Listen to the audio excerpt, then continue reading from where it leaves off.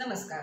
Next example is if sin inverse of angle is x raised to 5 minus y raised to 5 upon x raised to 5 plus y raised to 5 is equal to 5 by 6 हे दिलेलं आहे sin inverse. Then prove that dy by dx is equal to x raised to 4 upon 3 y raised to 4 हे आपल्याला prove करायचं. So याचं derivative हे येणार आहे प्रूव्ह करायचं. आता आपल्याला हे सगळं फंक्शन दिलेलं आहे त्याच्यात जिथे y असणार आहे त्याचं डेरिव्हेटिव्ह dy by dx असंच राहणार आणि जिथे x ची फंक्शन्स आहेत किंवा x च्या फॉर्म मध्ये आहेत त्या सगळ्यांची डेरिव्हेटिव्ह आपण काढू शकतो. सो हे आपण कन्सिडर करूया कारण हे गिव्हन आहे आणि हे आपल्याला प्रूव्ह करायचं आहे dy by dx. So y दिसतोय त्यामुळे कुठेतरी dy by dx येणारच आहे पण फायनली ते तितका याला हवं असं प्रूव्ह करायचं. फर्स्ट आपण कन्सिडर करूया given that sine inverse of x raised to 5 minus y raised to 5 upon x raised to 5 plus y raised to 5 is equal to 5 by 6. आता इथे साइन इनव्हर्स आहे आणि अँगल खूप मोठा आहे तर साइन इनव्हर्स जर इथलं कॅन्सल व्हायला हवं असेल तर आपल्याला दोन्ही ठिकाणी साइन या फंक्शनने ऑपरेट करावं लागेल म्हणजे साइन फंक्शन ऑपरेट करायला लागेल ऑन बोथ साइड म्हणजे हे साइन आणि साइन इनव्हर्स कॅन्सल आउट होईल आणि इथे साइन अपीयर होईल. So operating sine function on both sides will get sine inverse and sine cancel झालं तुला काय फक्त x raised to 5 minus y raised to 5 upon x raised to 5 plus y raised to 5 एवढं direct तुमच्या लक्षात येईल की साइन ऑपरेट केल्यामुळे साइन इनवर्स साइन कॅन्सल झाले इज इक्वल टू इथे साइन अपीयर होणार आहे sine angle is pi by 6.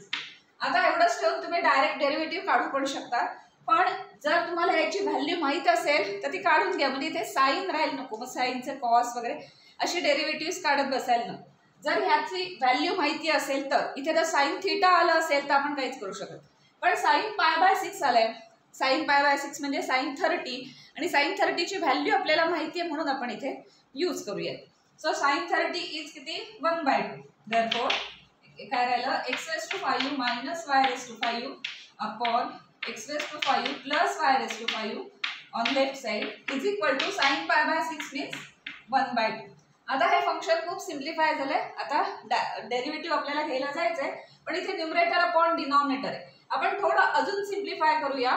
Finally आपल्याला x ची डेरिव्हेटिव्ह y ची dy by dx असे येणार आहे पण इथे डिनॉमिनेटर आहे तो आपण इकडे नेऊया म्हणजे तो न्यूमरेटर होईल मल्टिप्लाय वगैरे करूया x च्या टर्म्स एकत्र घ्यायच्या y च्या टर्म्स एकत्र घ्यायच्या त्यामुळे काय होईल डेरिव्हेटिव्ह घ्यायला इझी पडेल. सो ही टर्म आहे ती इकडे नेऊया.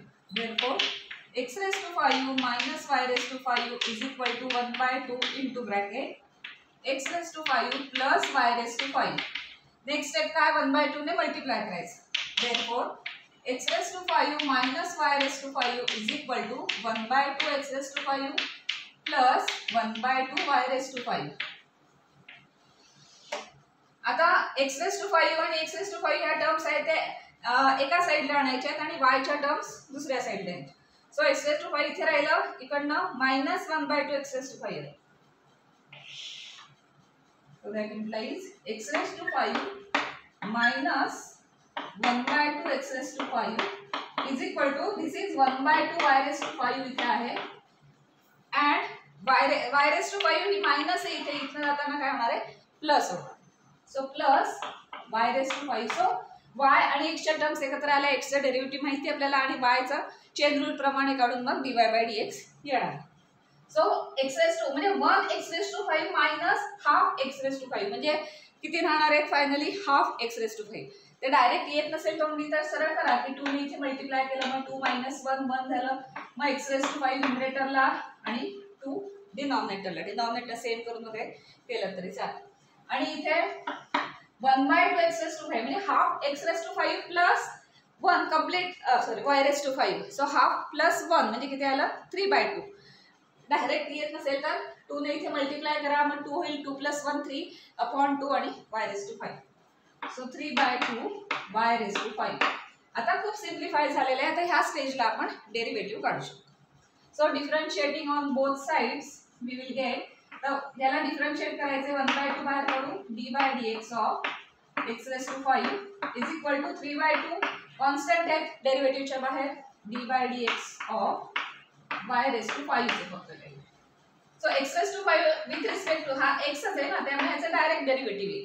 So 1/2 into त्याचं डेरिव्हेटिव्ह किती येईल x रेस टू n चा formula means 5 x raise to 5 minus 1 means 4 5 x raise to 4 ही डेरिव्हेटिव्ह झाली 3/2 बाहेर आले dy dx of y raise to 5 इथे x आहे आणि इथे y आहे त्यामुळे आधी त्याला x सारखं ट्रीट करायचं आणि मग चेन रूल अप्लाय करायचा सो y रेस टू 5 चे येणार 5 y रेस टू 4 इनटू हा y डिफरंट आहे ना function so dy by dx तिथे sin x log x वगैरे असतं हा y म्हणजे तर आपण डायरेक्ट त्याचं डेरिव्हेटिव्ह घेतलं असतं तर y तसंच येते मग dy बाय dx तसंच राहणार तर काय काय सिम्प्लिफाय अजून होतंय बघूया तर लेफ्ट साइडला न्यूमरेटर मध्ये 5 राइट साइडला न्यूमरेटर मध्ये 5 त्यामुळे कॅन्सल झाले लेफ्ट साइडला डिनॉमिनेटर मध्ये 2 राइट साइडला डिनॉमिनेटर मध्ये 2 सेम असतील तर कॅन्सल आहे तर तुम्ही असं करू शकता 2 ने इकडे आणायचे म्हणजे कॅन्सल होतील 5 इथे न्यायचे म्हणजे कॅन्सल होतील म्हणजे हे काय काय कॅन्सल झालंय आपण बघू सो लेफ्ट साइडला काय